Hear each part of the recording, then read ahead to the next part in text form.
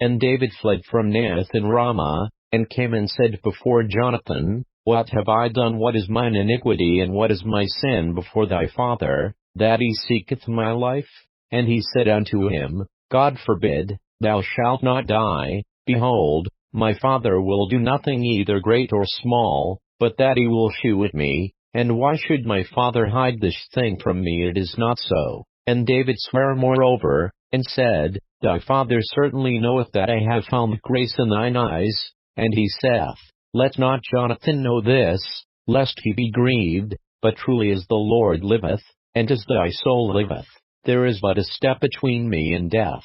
Then said Jonathan unto David, Whatsoever thy soul desireth, I will even do it for thee. And David said unto Jonathan, Behold, tomorrow is the new moon, and I should not fail to sit with the king at meat, but let me go, that I may hide myself in the field unto the third day at even. If thy father at all miss me, then say, David earnestly asked leave of me that he might run to Bethlehem his city, for there is a yearly sacrifice there for all the family. If he say thus, It is well, thy servant shall have peace, but if he be very wroth, then be sure that evil is determined by him. Therefore thou shalt deal kindly with thy servant, for thou hast brought thy servant into a covenant of the Lord with thee. Notwithstanding, if there be in me iniquity, slay me thyself, for why shouldest thou bring me to thy father? And Jonathan said, Far be it from thee, for if I knew certainly that evil were determined by my father to come upon thee,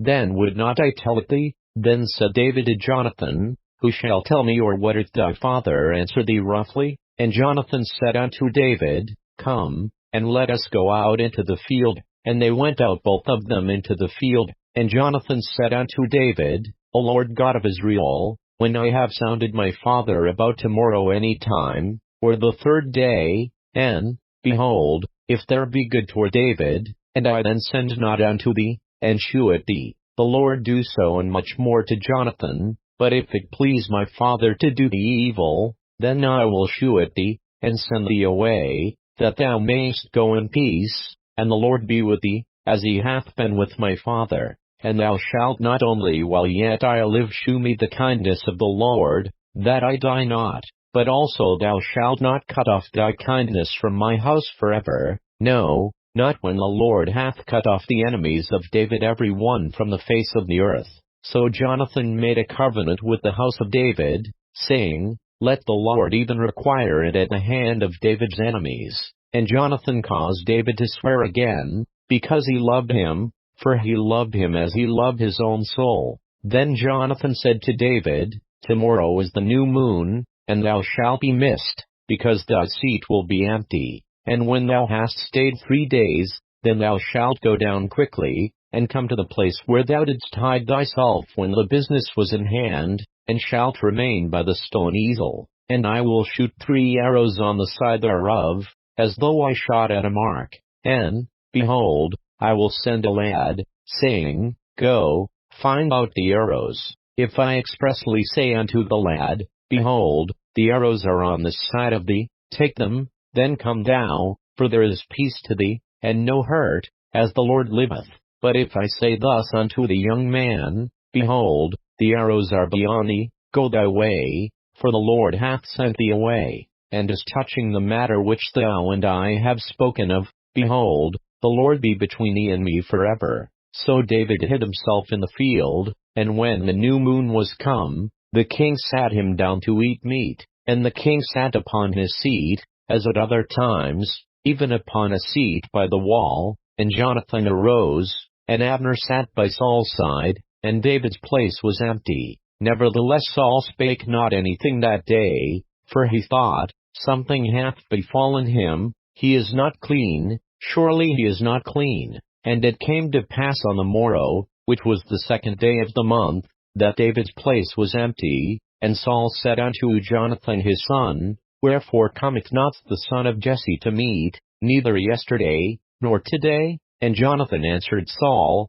David earnestly asked leave of me to go to Bethlehem. And he said, Let me go, I pray thee, for our family hath a sacrifice in the city, and my brother, he hath commanded me to be there. And now, If I have found favor in thine eyes, let me get away, I pray thee, and see my brethren. Therefore he cometh not unto the king's table. Then Saul's anger was kindled against Jonathan, and he said unto him, Thou son of the perverse rebellious woman, do not I know that thou hast chosen the son of Jesse to thine own confusion, and unto the confusion of thy mother's nakedness?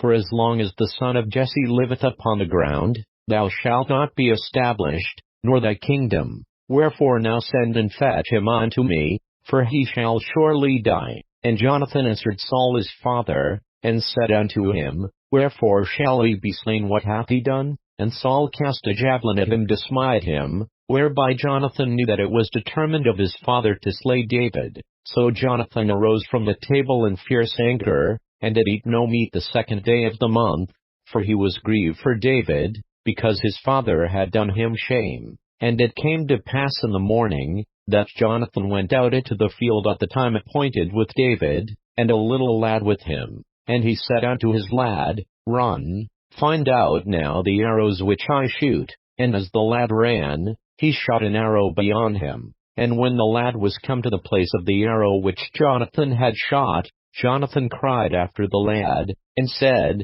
Is not the arrow beyond thee? And Jonathan cried after the lad, Make speed, haste, stay not.